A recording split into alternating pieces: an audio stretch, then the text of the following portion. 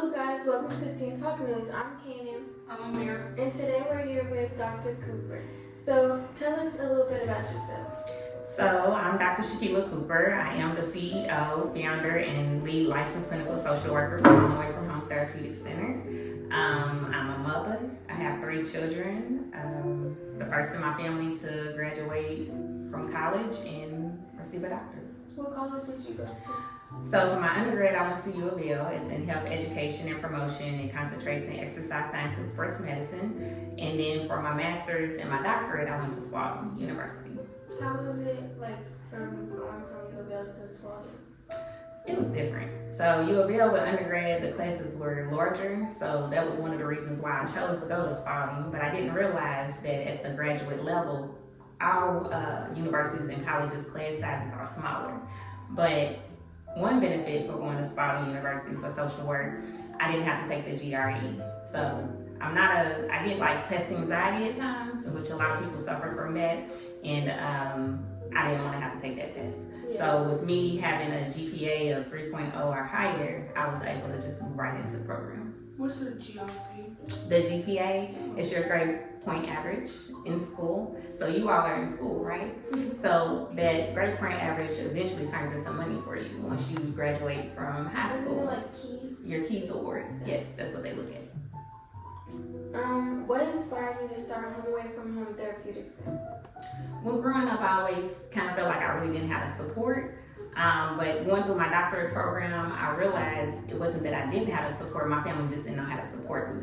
So as I stated, I was the first in my family to go to college, to graduate from college. Although some people did try, they received an associate's or they didn't complete.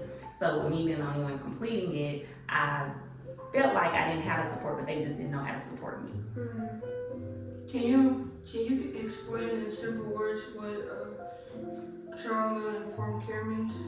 So trauma-informed care, it means treating everyone as if they just experienced a traumatic experience, right? So showing up, being helpful, caring, sensitive to people's needs, not assuming some of the language that you use, right? So some of the things that we say on a regular basis, like, oh, this person is on drugs or they're an addict and stuff like that. You don't want to refer to individuals in that way.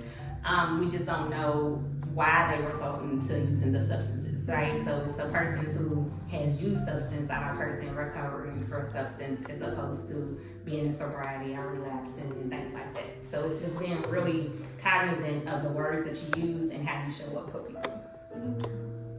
What do you enjoy most about helping people through therapy? The outcomes.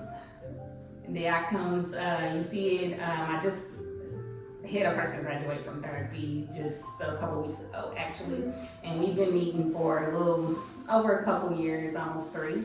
And they actually led the end of the session, or that whole session. They came in, they told me everything that they got out of therapy, their progress that they made, and how they felt they didn't need therapy anymore. So to me, that was a bonus, right? Because it let me know that person's life's back on track.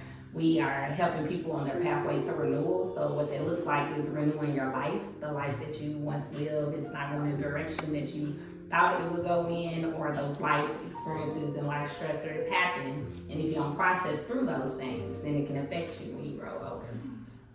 What challenges did you face when starting your own center, and how did you overcome them? There's a lot of challenges.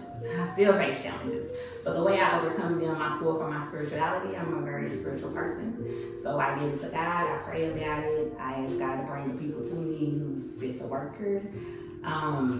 But it's hard, but it can be done. Excuse me. It's hard, but it can be done. How do you make young people feel comfortable when they first come to you for like therapy? So I started out with you all, right? When you all came in, I introduced myself to you. I ask about your day, how you've been doing, what you've been doing. So really getting to know the individual, whether it's a kid or an adult, believe it or not. Most people aren't as open to opening up or talking about what's going on with them to a complete stranger, right? But it's good to go and talk to a professional and somebody who's not within your circles or in your family, because it gives you that non-judgmental stance.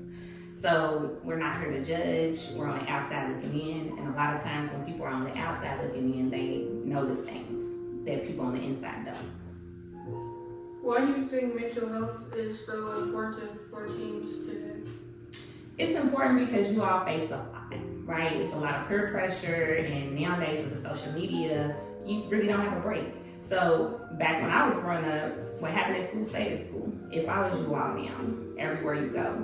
And then also just being a part of family. Sometimes families struggle, right? But it's not always the family that you're born into, and it's also generalizing with other families and you identifying like, well, it's not just me, other people go through these things too. That can help. It also helps you to reframe your mindset, right? So getting you looking at things in different perspectives so you can make the best decision for yourself so you can reach your full potential growth.